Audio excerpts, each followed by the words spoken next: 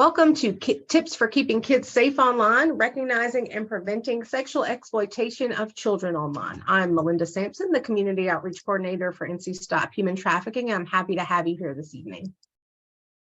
First, I want to talk to you a little bit about what NC Stop Human Trafficking does. We have a vision of a state free of human trafficking with a mission to create communities actively working to abolish human trafficking. Now, this session is more around prevention, so I'm so happy to have all these caregivers in the room this evening. How we achieve our mission is first through education. So what I'm doing here tonight, of course, collaboration. Human trafficking is a multifaceted issue, and that's why collaboration is a necessity. So we work on building coalitions so communities can build capacity to fight human trafficking. Legislation, change begins with sound policy decisions. And so we advocate for stronger anti-human trafficking legislation on the state and federal level. And sometimes that legislation doesn't have human trafficking in the bill, but it focuses on, our advocacy work focuses on prevention policies and stronger response policies. And then fair trading. So we introduce fair trade products into the local markets. The more people who demand fair trade products free of forced labor, the less human trafficking there's going to be globally. A little bit about me. I've been the Community Outreach Coordinator at NC Stop Human Trafficking for almost 5 years now. And that's pretty much the sum of it. I did develop this session for caregivers. I'm a parent myself, so I understand how sticky these situations can feel and how difficult it is to navigate. So I thought it would be nice to have a session for caregivers to know what's out there, understand the landscape of the online activity, and do their best to prevent exploitation or harm to come to their children, excuse me. So what we're going to discuss tonight, we're going to discuss child sexual abuse material, sextortion, online grooming tactics, popular apps, safety tips, and practical guidance around those.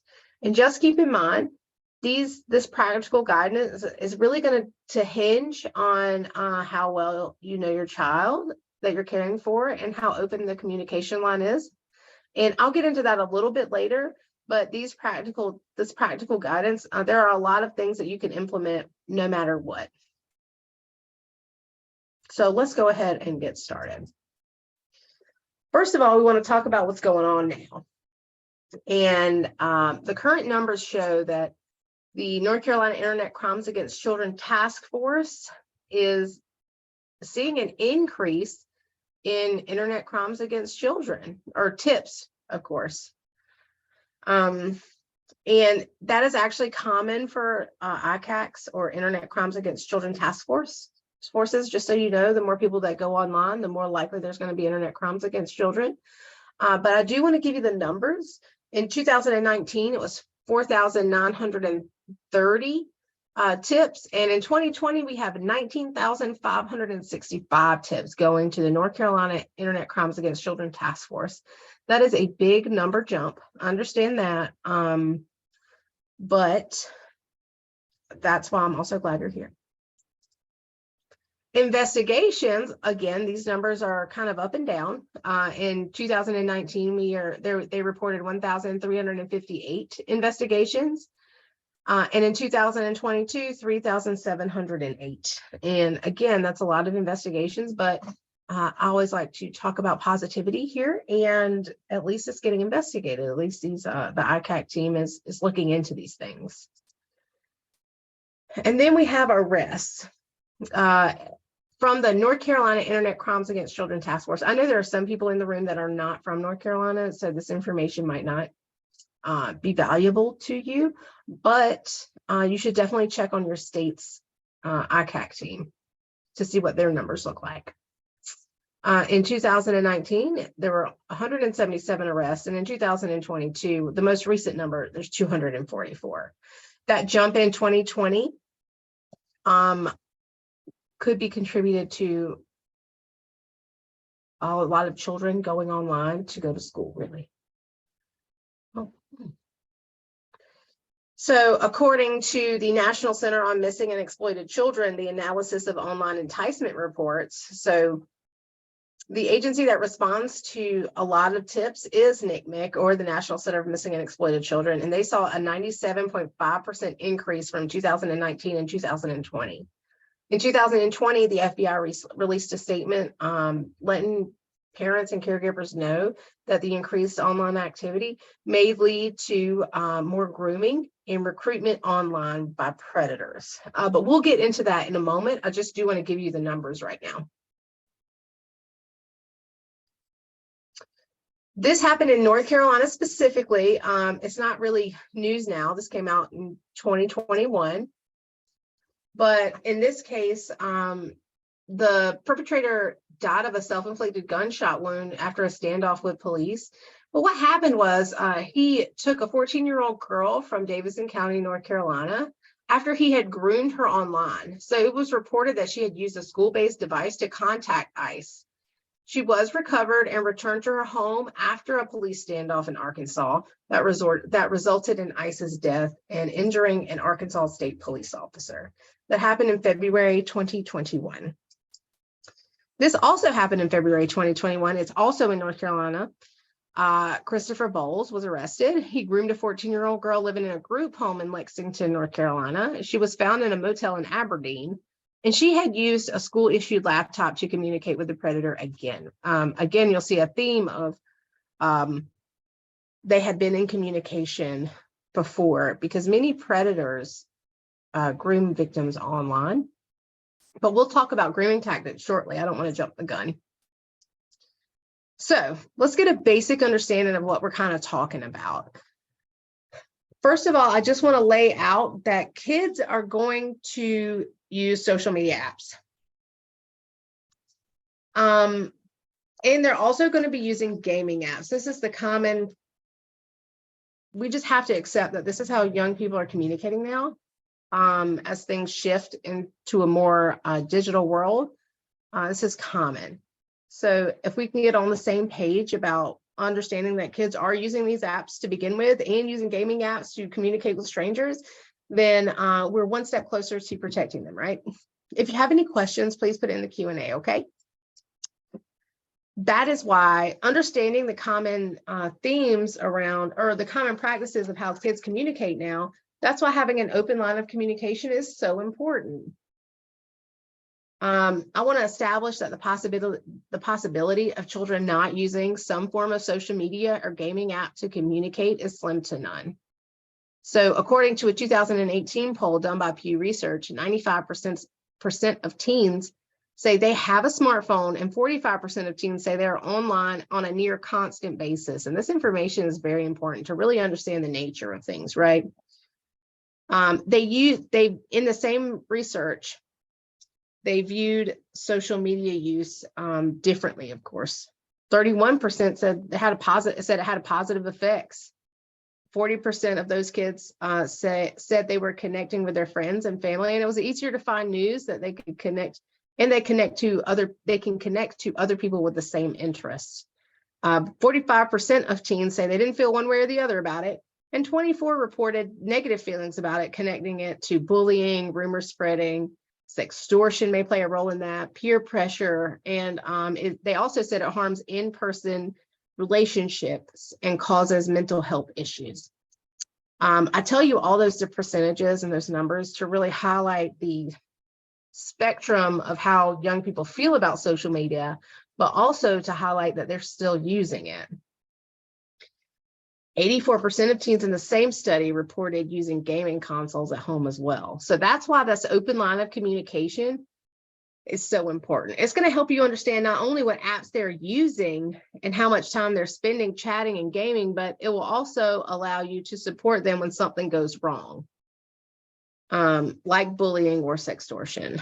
An open line of communication will also give you leeway with the kid to empower them to stay safe online. Kids are going to use these platforms, they're going to use the internet to communicate, and it's really up to us to teach them how to use it safely. We're not going to let kids drive a car without taking driving lessons, right? So we don't need to let kids use the internet without giving them some guardrails and let them know what's safe and what's not. That's why I'm very glad you're here tonight, by the way. 65% of parents surveyed by the Pew Research has said they worry about their kids spending too much time in front of screens. So caregivers are concerned about this issue too, right? So, and this study was done before COVID had hit. A survey that was released by Parents Together in April of 2020 shows a staggering 500% increase in screen time among kids during the pandemic. The FBI also released a statement warning parents about the spike in online activity, making children more accessible to predators online. So tonight we'll go over a lot of what the FBI recommendations had in detail and what online predator behavior really is. So, in case you were wondering, YouTube is the most popular app, followed by Instagram and Snapchat, according to Smart Online. Now, could that be changing? Absolutely, because you know what? We have TikTok growing at a rapid pace. And honestly, I would say by now it is probably outpaced at least Snapchat, but it became the fastest growing app for teens in 2019. And we'll talk a lot about TikTok shortly. And I'm also sure you've already heard about TikTok's predator problem. It's had one, let me go back to that slide, excuse me. It's had a problem for a long time because the platform is set on how the content creators perform. And also it's not a new problem. When it was Musical.ly, it had the same exact problem. But I'll talk to you more in a little bit about TikTok and what you can do about that. But first, let's look at how this issue of exploitation among children happens so much. Now we're going to talk about child sexual abuse materials online. This happened in Craven County in North Carolina. A former Havelock City Commissioner, Pete Van Vleet, was arrested on 12 counts of second-degree sexual exploitation of a minor by the SBI. According to the arrest warrants, the SBI says they found computer files of children, some possibly as young as 2 years old, engaging in various sex acts with other children as well as adults. So what we're looking at here is a consumer of child sexual abuse material. Typically, this is a low-cost crime. And it is also something that really affects children their whole life. And I say it's a low-cost crime because he was convicted and sentenced to 5 years of probation. It was a suspended sentence, of course, and he's also on the sex offender registry. But at the end of the day, he had all these files on his computer, and he really only served 5 years of probation unless his suspended sentence is enacted. This happened in Newark, New Jersey. Angelo Corrado was 26 and was charged in 2018 with one count of producing visual depictions of a child engaged in sexually explicit conduct. And this is what he did. And this is important because this is an example of common grooming tactics, right? And Corrado used online applications, including Skype, to interact with dozens of boys while pretending to be a 17-year-old girl. And it is important to know that he pretended to be somebody he wasn't, which is typically called catfishing. During this online communication, Corrado received naked pictures of the children and watched them engage in sexually explicit conduct on video. A forensic review of Corrado's laptop revealed hundreds of sexually explicit chat messages on his Skype accounts and hundreds of screenshots of boys engaging in sexually explicit conduct. And as you may have noticed, that these photographs and this content and this material was self-generated. And in the advocacy world, we call it self-generated child sexual abuse material. But as young people call it, it's called sending nudes. And it is a common practice now, just so you're aware, around the attitudes of relationships and how the digital world has affected relationships. So sending this material now isn't taboo at all. It's just a common occurrence in young relationships. Again, I don't want to paint every youth with a broad brush. I'm just telling you the data that's out there. This happened in Red Springs, Missouri, and as you all know, there is no state line associated with predatory behavior. So what happened here was Jeffrey Raymond Everett Jr. pretended to be a woman again, And he had a whole name, Alicia Valentine. And what he did was he asked for sexually explicit images and videos of the victim. And the victim sent numerous sexually explicit images and videos to him, thinking that they were kind of in a romantic relationship. The victim told law enforcement officers that he had engaged in several chat sessions with Alicia Valentine, or who Jeffrey Raymond Everett Jr. was pretending to be. And Everett sent him pictures of a nude female, and requested that he send sexual pictures and videos of himself in return. And again, I highlight that because that is a big part of what predatory grooming looks like online. And we'll talk more about that, but I wanted to give you real life instances of when this actually did occur. So with that, as you can see, this problem is expansive and it's broad. The internet is saturated with child sexual abuse material. I mean, as a matter of fact, this number from the National Center for Missing and Exploited Children is pretty old, and I think it's a much higher now. And just, I want to get on the same page about this. We can't arrest our way out of it. But what we can do is equip our children to not fall prey to those predators who are soliciting that material from them. And we can really, as caregivers, empower kids to understand what predatory behavior looks like. According to the National Center for Missing and Exploited Children, 18% of photos stem from online enticement, which means somebody kind of grooming them into taking these photographs and sending them. Photographs or videos, excuse me. And I want you to keep in mind, this is a very old number. 16.9 million reports amounted to 69.1 million images, videos, and other files related to child sexual exploitation in 2019. This was before the pandemic. 18% is content stemming from online enticement. And I'll give you these numbers, and this one's from 2013. These are the only numbers we really have right now. I'm pretty sure this percentage is much higher now, considering how normal it is seen to exchange this type of material between young people now. This is a video from Enough, and you'll hear the former president of the National Center for Missing and Exploited Children talk about grooming, and other professionals talking about grooming, including the predator themselves. I'm going to share this video, and if you have any questions, I encourage you to ask them. I want this to be interactive, and I want to give you all the information I have now, if you need it.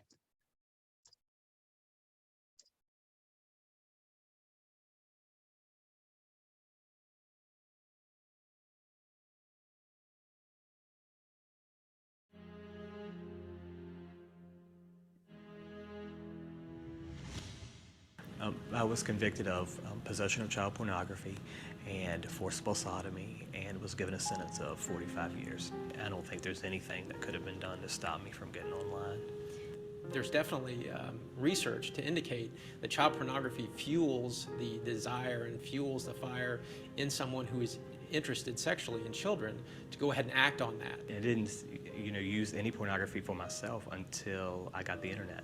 Initially, it was heterosexual, mild pornography, and then there comes a point where that is just not, doesn't satisfy anymore. So I started to look at child pornography. In a 3-hour period of time, if I spent online, I would probably talk to 25 children. It would be my goal to find out what type of person it is that they were looking to speak to. So if it was a 13 or 14-year-old boy who was interested in speaking to a 13 or 14-year-old female, then I would be that female. There are millions of pictures online that you can download and send as far as this is who I am. Certainly a majority of the time that I spoke to children, they would have issues that they would share with me that were personal issues. I absolutely believe that the kids who I talked to, especially the ones that I spoke to most frequently, the ones that I interacted with, saw me as a friend, certain that they trusted me, certain that they liked me. In the online world, predators use the same tactic, and it's what we call grooming, or law enforcement calls grooming. They build a relationship, they try to understand what they care about, they give them compliments, sometimes they'll even send presents or say nice things, and eventually a teen will start having feelings for a predator. And it's at that point where the danger begins.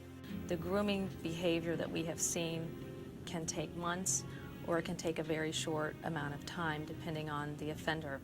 And little by little, the conversation will turn off into a very sexual nature, and they'll start to talk to the child about what their interests are, and they'll try to find out what the child's interests are. And often they will get the child to say things that the child couldn't even imagine talking about. And sometimes children will talk about things that they don't even know what they mean, because they're clearly very adult sexual conversations.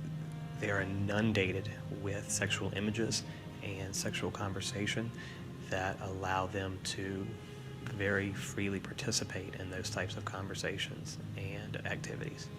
Typically, I would just start by asking for a regular picture, and then if it got to that level, I would eventually ask for a picture of more of a sexual nature. Grooming is really easy to understand once you give thought to it. Everybody wants to feel love. And these people online are willing to make you feel that way. And you know, it never occurs to you that the person that you're talking to may be a monster. And they do it in the most subtle ways. You know, you get in a fight with a friend. Your friend called you that? Oh my gosh, why would your friend ever call you that? That's not a friend. I'm your real friend. I would never say anything like that. And they pull you away from everything around you, you know, all your friends and your family and your teachers. And as you're getting pulled away, you're getting closer to him. One of the devices that these predators use in the interactions with kids is sending them explicit photos of themselves. What they're trying to do is sort of deaden the nerve endings. They're trying to beat down the resistance. It's part of the grooming process to normalize what they're trying to do, and it's pretty insidious.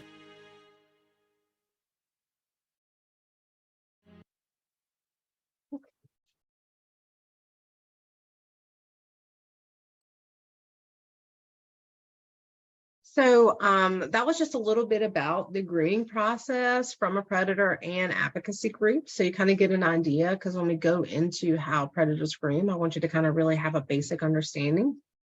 A little bit about sextortion. Sextortion, according to the FBI, describes a crime that happens online when an adult convinces a person who is younger than 18 to share sexual pictures or perform sexual acts on a webcam. Sextortion happens a lot among young people. They don't want those materials that they generated to get out. And there's a lot of blame around that, and a lot of sound reasons as to why they wouldn't want that material to get out, of course, but also the attitudes around people knowing that they produce that material themselves. There's a lot of blaming of the victim. But sextortion is a powerful coercive mechanism. And I want you to kind of understand what that kind of looks like. This video is actually from the National Center for Missing and Exploited Children. The center has a lot of material that you can use and download and use, and they have age appropriate programming, so that's good. And it really explains to kids of different ages internet safety. So this is from NCMEC, and it's just an example of what sextortion looks like.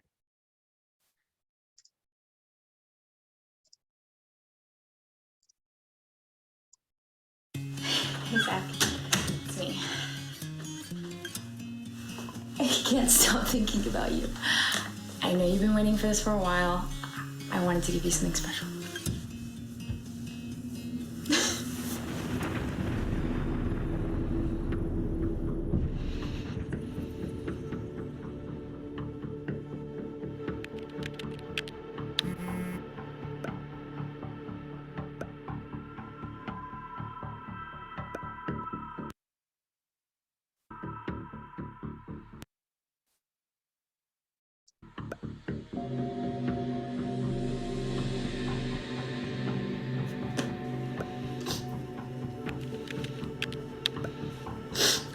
are you? Why are you doing this?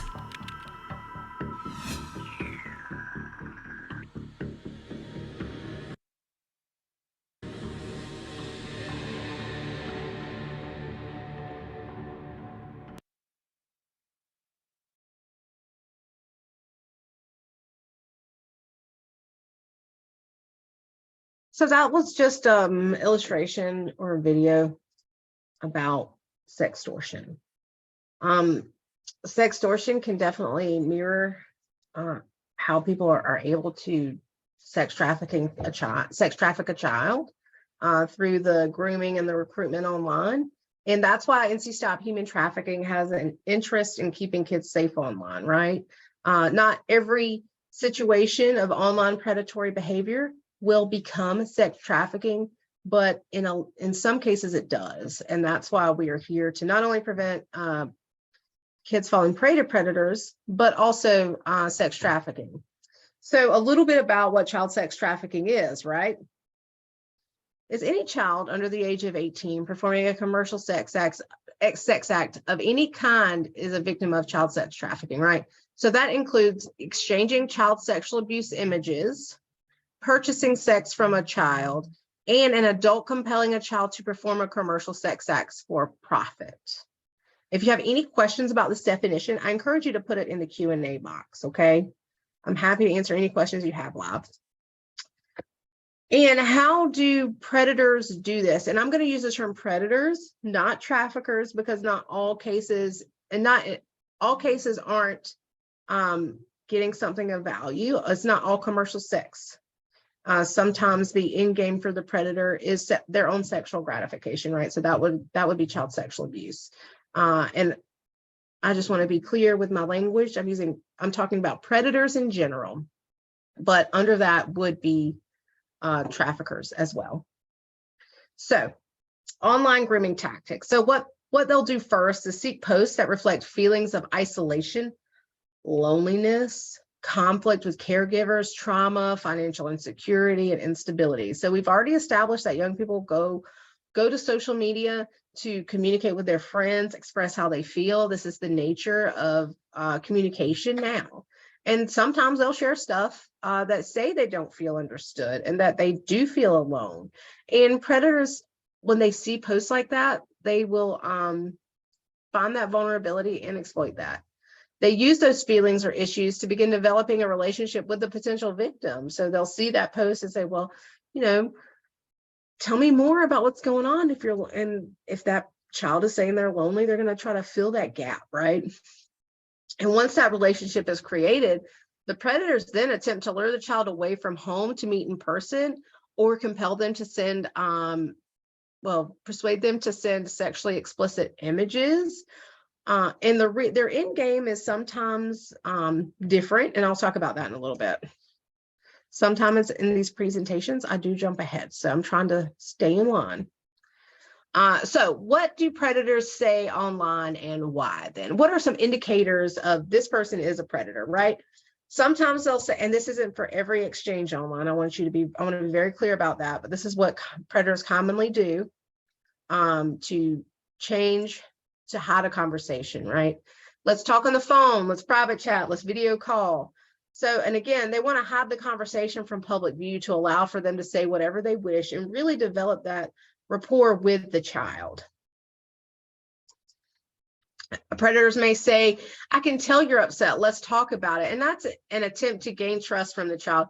It's a predatory behavior when that person is much older, doesn't know the child, and is really capitalizing on that that young person being very upset and feeling isolated. They also may say things like, you can be a model, you're so beautiful. Giving those compliments is a way to develop trust between the predator and the young person. It's also a way to trick the child into doing what the predator wants, whether through flattery or false promises of employment. If that young person is feeling unattractive and unloved, this is a powerful coercive mechanism. It's a powerful way to begin a grooming process. Predators may say, where are you? Where are your parents? Where do you go to school? And this is, I mean, most people can figure out why they would say that, right? But this could be many things, and it could be the perpetrator trying to get a personal information from the youth, but it also could be to identify if the caregivers or parents are around the child to determine what kind of conversation that they can have right now online. Let's meet. Now, this is after the predator has developed a level of trust with the child, and oftentimes that takes weeks or months. And so they may want to meet in person. This could quickly evolve into sex trafficking or contact child sexual abuse, okay?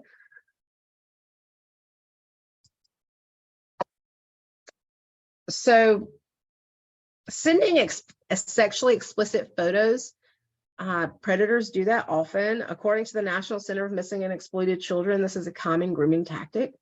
After they gain the trust of the child, they'll usually escalate the relationship and send sexually explicit photos. And this normalizes sexual behavior between the two. It makes that young person feel more comfortable with sending child sexual abuse material that they produce themselves. So, this is actually very recent. He was just sentenced a couple days ago, so I wanted to update our information. 28, he was sentenced to 6 years in prison for transporting a Maine teenager across state lines with the intent to engage in an unlawful sexual activity. This is an example of predatory behavior.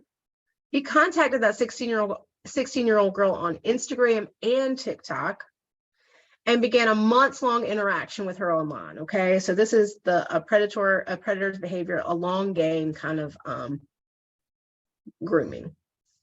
And what he did was he gave her a lot of compliments, told her that he loved her and that he wanted to marry her, right?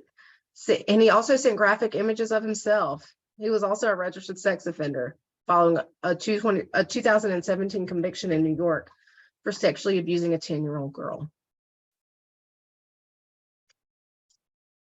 This also happened, he was sentenced a couple days ago too. I've been busy updating slides, but he's Mark Sasek Jr., 38. He began talking to who he believed was a 15-year-old female through a social media app. The conversation continued through text messages. So it went from social media, and I put this up here because it went from social media to private very quickly on their cell phones, on his cell phone.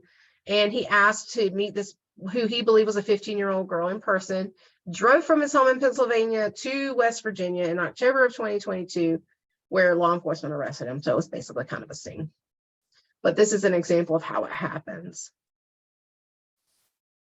So let's talk about in-game behavior then, because you've seen through these cases that like some of these things were, you know, sending images, some of these things are meeting in person. And for predatory behavior online, there's typically 4 reasons why predators, what predators want online.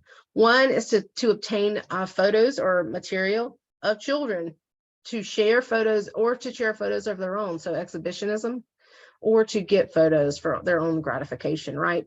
To meet in person and engage in sexual activity with the young person, with that child, or to engage in sexual conversation or online role play, or to receive some sort of financial gain. And it's that last piece, to receive some sort of financial gain, where trafficking comes in. So that's why we have this presentation.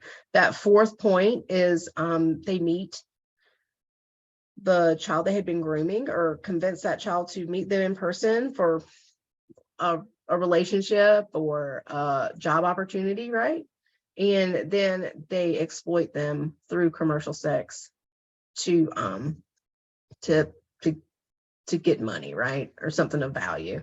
They can also receive child sexual abuse material that child produced themselves and exchange it online or share it with their peers and get money or gain something, a financial gain from that as well. I hope that makes sense. If you have any questions, please ask in the Q&A box. So some other red flags of grooming in a child, and this is red flags from the child, right? What you may see at home. They become secretive about online activities. They become obsessive about being online. They receive calls from people you don't know or make calls to numbers you don't recognize. They receive kind of strange gifts in the mail or packages from people you don't know. They withdraw or isolate themselves from family or friends. This is the kind of grooming part of the predator's grooming part. They change the screens or turn off their devices when an adult enters the room. They also begin downloading pornography. And that could be at the behest of the predator, or to kind of figure out how this predatory behavior is happening, right? How to figure out how their online relationship that is abusive is, how to navigate that. Got a question? Oh, that's a very good question. The term commercial just means paid, right? It is anything of value. So you don't necessarily have to get money, you can get anything of value. And if a child is exchanging something online for something of value, for instance, they're exchanging photographs of themselves and getting paid for it, that's also child sex trafficking. I want everyone to keep in mind that if you're under the age of 18 and performing a commercial sex act, then you don't need a third-party controller, and you don't need somebody making you do it. But the person who's supposed to be held accountable for that exchange is the person who's asking you for the photo or paying for this child sexual abuse material. I hope that's clear. If it's not, please ask a follow-up. That's what commercial kind of means. Is something of value or money. And a lot of times young people, to be frank, who are living in poverty or in desperate situations, will share those materials online to eat, to help pay the rent in their home. They're under the age of 18, of course, but sometimes youth feel like that's the only option that they have, depending on their situation. So I hope that answers the question. If it doesn't, please ask a follow-up. Now we're going to dive into the apps, right? So there is Facebook, which I'm sure everybody in this room is very familiar with as older people, but this is not the platform that young people are using frequently. Now, are they using it? Yes. There are only about 10% of users from the Pew study I had mentioned earlier that use Facebook the most often. Now, they're using Facebook, but not all the time. So we need to keep in mind that kids are using multiple platforms. Again, this is how they communicate now. That's not to say that Facebook isn't an issue. It's just not the main platform where this grooming and recruitment is kind of happening. But they're still using it, The number one app for kids to use is usually YouTube. 85% of you say they use it, and 32% say they use it the most often. YouTube is a platform to upload videos and watch content. I think we've all kind of understand what YouTube is. This video is going to be uploaded to YouTube when I'm done. There is a commenting option on YouTube that allows users to interact with each other, but YouTube provides little risk to young people for grooming. However, adult content is available. And when I say little risk, I just mean other platforms have more risk. I'm saying YouTube has some, it's just not as prevalent as what you'll see in like Instagram, Snapchat, and TikTok, right? So coming in second to where young people use the most is, again, Snapchat. It is a popular messaging app that lets users exchange pictures, and I want to highlight that, and videos. They're called snaps, that are meant to disappear after they're viewed. The idea that those snaps disappear is absolutely a fallacy. Back when Snapchat first came out, people were taking screenshots of all these photographs, and nobody knew that those screenshots were taken. They were under the misconception that they just disappeared. Now they did update that, though. Snapchat did. So now you're able to see when someone screenshots the photo. So that's good, but the possibility is still there. It's not difficult to take a picture of a phone. It's not difficult to take another phone and take a picture of a snap, right? So with that, I want to talk about Instagram, which is also one of the most popular apps for young people. I enjoy Instagram myself too. So it's like a photo sharing app that allows for posting of photos with a caption and There are stories on Instagram and Facebook now that are similar to Snapchat, and they're supposed to disappear in 24 hours.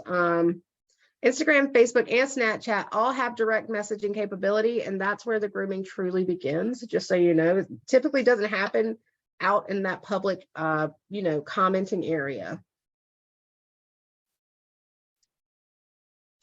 WhatsApp is a text and voice messaging app that was launched in 2009. It is WhatsApp where the conversation may go from a public exchange to a private one really quickly. Kik is also an instant messaging app that allows users to talk with each other online as well as enter into private chat rooms. And I didn't know this, but I know it now. But while Kik allows you to talk to friends and family, it also allows users to talk to strangers, which is definitely going to be problematic, right? There are public chat rooms on Kik that allow for that. And it was also used at one point, and this is what I didn't know, for dating. So these are some common communication apps that are used by young people, just so you know. And now we're going to get into TikTok. I know I said it's the fastest growing, but honestly, there isn't a study out yet about youth attitudes, but I'm pretty sure it's probably number one at this point. I can't back that up with data though, just so you know. It's been known to have a predator problem.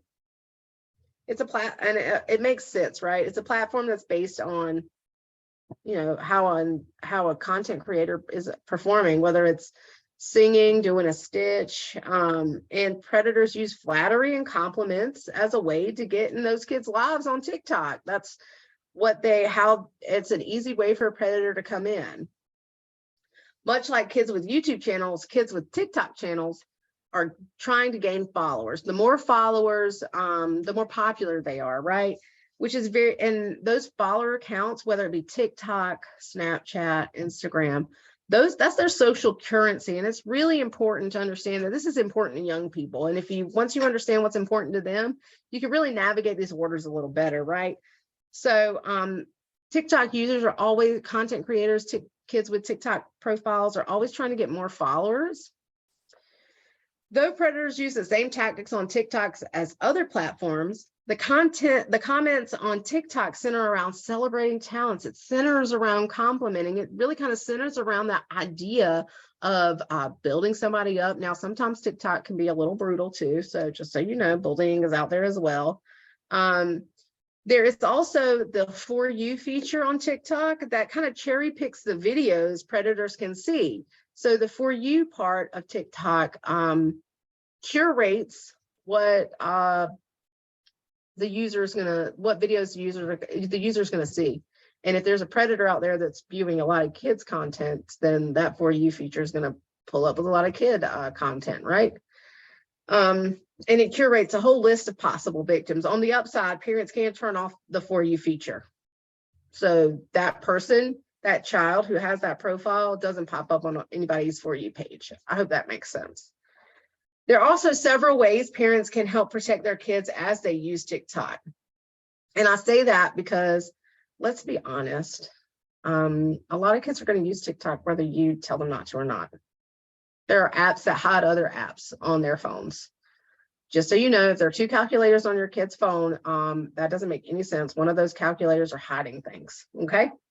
One of those calculator apps are definitely going to be hiding something behind that. Just there's no reason to have two calculators on the phone. But there are several ways that parents can help protect their kids as they use TikTok. They can set the child's profile to private, restrict duets, enable comment restrictions, enable content restrictions, and put it in restricted mode. Set a daily time limit on TikTok. TikTok is actually definitely a time sucker. Like, I feel like anybody that gets on TikTok or knows how to use it will waste a lot of time out there just watching videos. So that time limit's very important. And you can also limit who kids can direct message, right? So there are things that these tech companies have put in place to help protect kids a little more. Now, do I think it's enough? Probably not, but they're there.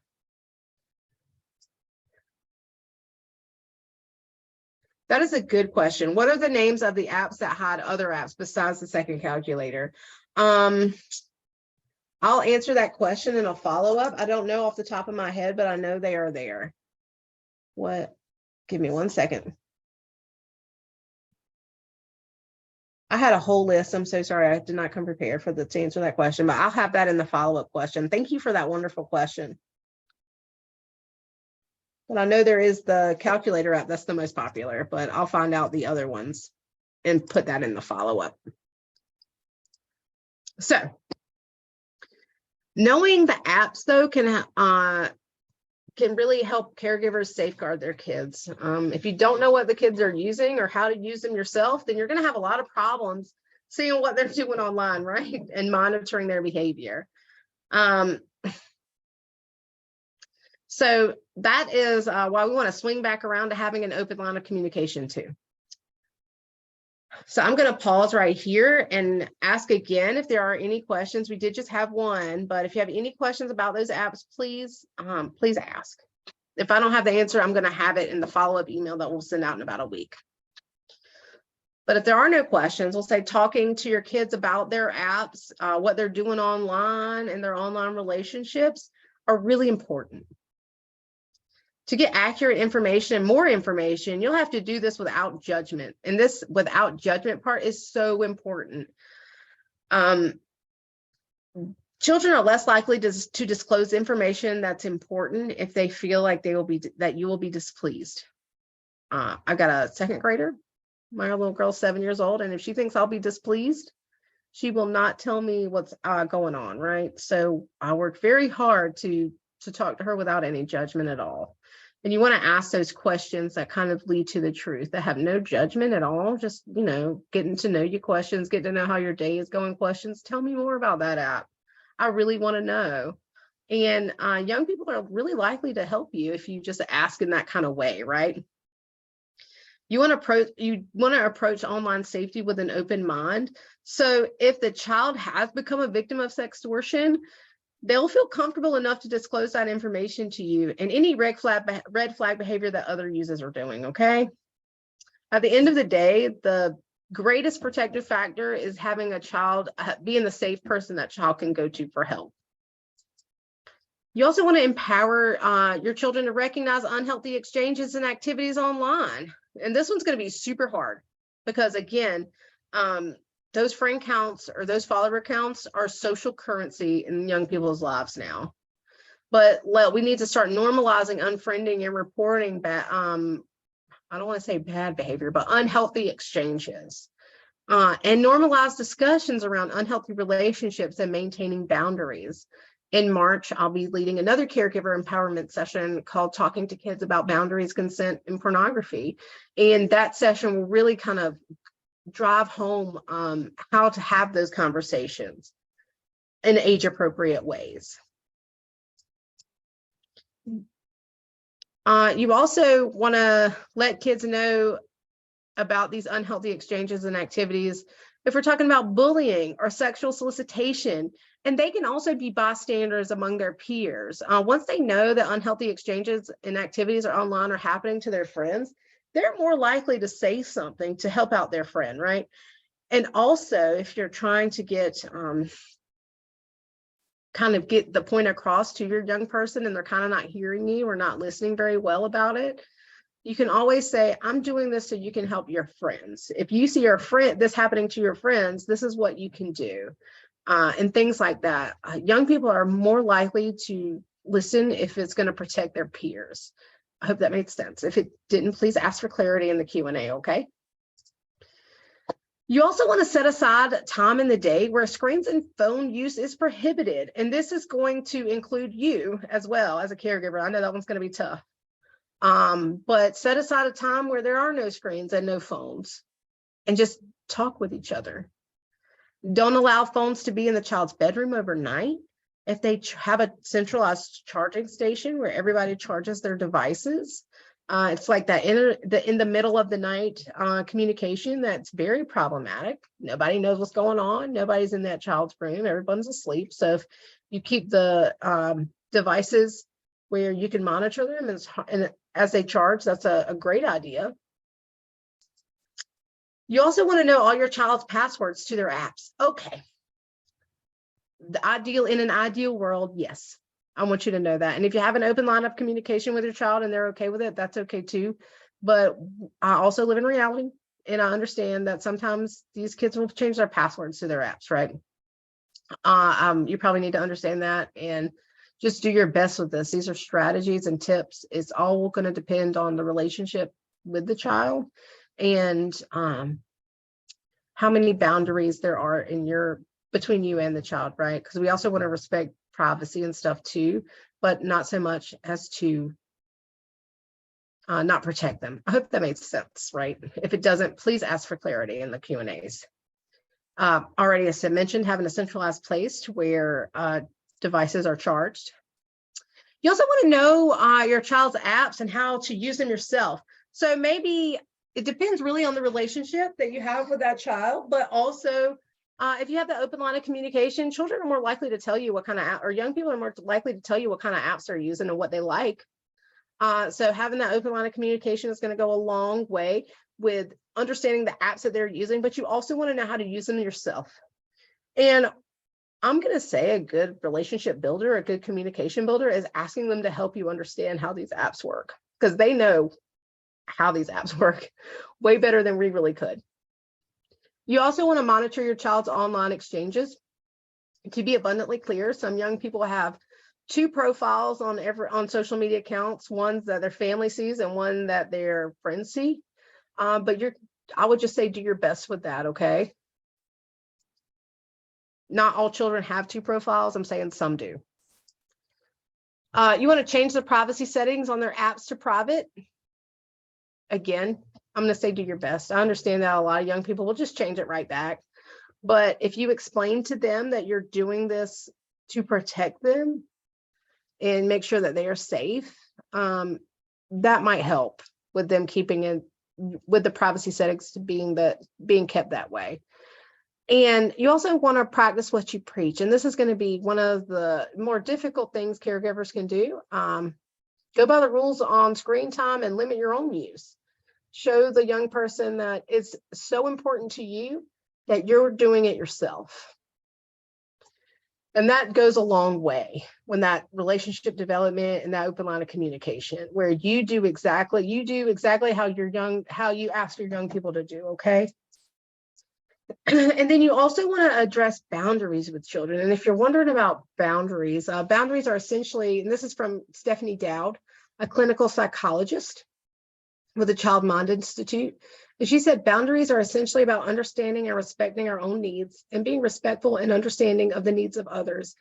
And for that to work, we need to be putting a big emphasis on helping kids develop greater empathy and self-awareness. So what this is saying is, not only are we going to develop boundaries for kids to put up, but we're also going to teach children to respect other people's, so they don't become perpetrators or predators. So they understand common respect between their peers, and also so they don't allow other people to cross their boundaries as well. And if they try, to let you know.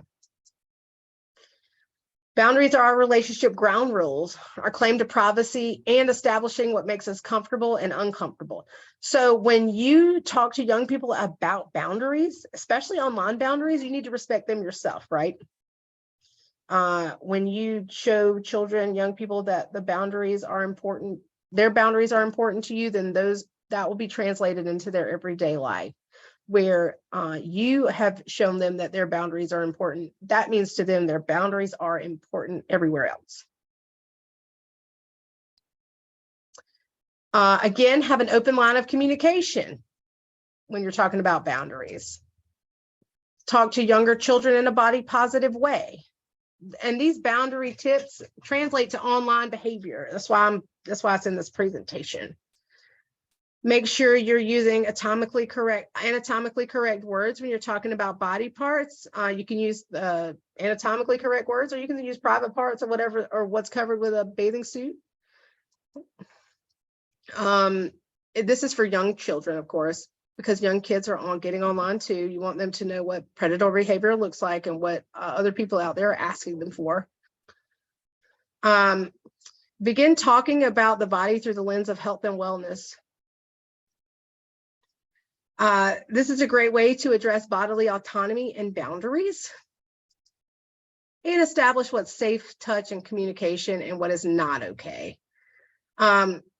Allow them to make decisions when they don't want to be touched. Don't make children hug people or sit in anyone's lap or get tickled if they don't want to. So when you establish boundaries in real life, that translates into internet use. And also defending their boundaries is important. This empowers them to speak up for themselves and in the future. And let them know that exposure to pornography or other people's private parts are not okay as well. And this is important when we're talking about grooming behavior. When predators try to normalize this behavior, young children will already be prepared to know that's not okay. It's also non-contact child sexual abuse. Adolescents and teens boundaries. Again, the open line of communication. Start the conversation, find out what their boundaries are. They may already have, find out what the boundaries they may already have or don't have. Kind of figuring out where they're at in their life and how they interact online is really going to depend on what strategies you can implement. Honor their boundaries as well. Show them their boundaries are important by honoring them yourself. And empower them. Let them know they don't have to rush into emotional involvement in a relationship, exchange images they're not comfortable with exchanging, or rush a relationship. This is important to online safety because a lot of young people's relationships are online now. Oh, and let them know they don't have to rush physicality in a relationship as well. And instill in them they don't owe anyone sex or explicit material ever. So say a predator has already started talking to them online and they sent them all these gifts and then they said, well, now you owe me a photograph. Now you owe me this, now you owe me that. Once you kind of instill in them that they don't owe anyone sex or explicit material ever, they're less likely to send it, right? Now, I wanted to respect your time. This is only a 1 hour session. So if you have any questions, please put it in the Q&A box. But that will conclude this session. I do encourage you to attend Talking to Kids About Boundaries, Consent, and Porn. The last part of the session had a little snapshot of it. And it really helps you kind of understand how to do that. Well, not understand, but be more comfortable in doing that. Because when we talk to kids about boundaries, what consent is and what pornography is, it translates into online safety too. So these kind of sessions do go hand in hand. I will wait for questions, but this is the end of the session. So I'm going to stop recording. I want to thank you so much for being here tonight.